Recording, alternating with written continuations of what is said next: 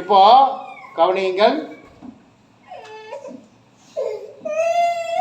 இங்கே நாம் வாசித்திருக்கிற அந்த திருவசனம் நமக்கு கர்த்தர் கொடுத்திருக்கிற வாக்குத்தத்தம்.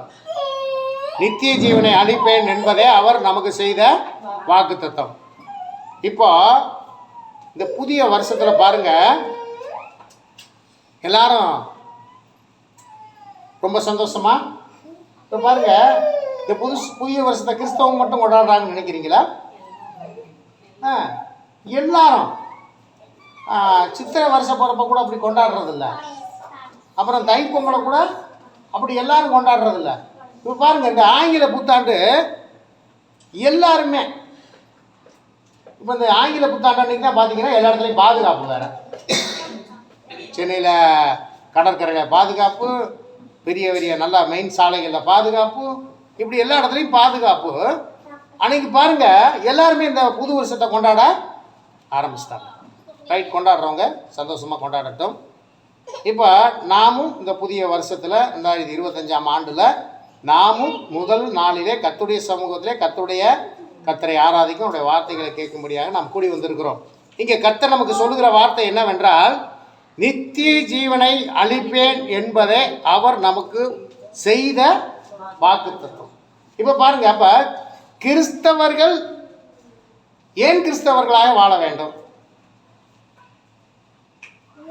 நம்ம ஏங்க முதல்ல கிறிஸ்தவங்களாக வாழணும்? அதுவும் பேர் கிறிஸ்தவர்களாக வாழாமல் உண்மை கிறிஸ்தவங்களாக வாழணும்னு சொல்லி ஏன் நம்ம சொல்லிக்கிட்டே இருக்கிறோம்? எதுக்காக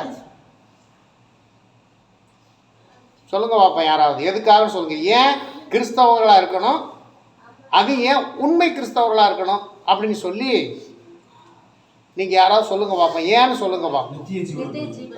அதைத்தான் நம்ம வாசிச்சிருக்கிறோம். இந்த உலகம் நமக்கு சொந்தம் இல்லைங்க.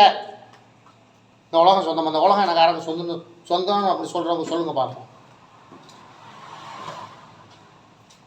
இந்த உலகம் நமக்கு சொந்தம் இல்லை.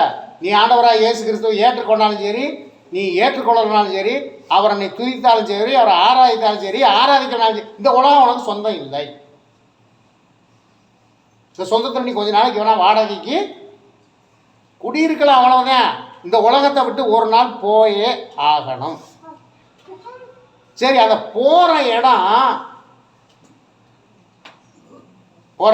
எந்த இடமா இருக்கணும்? எந்த இடமா இருக்கணும் சொல்லுங்க பார்ப்போம். பரலோகமாக இருக்கணும்.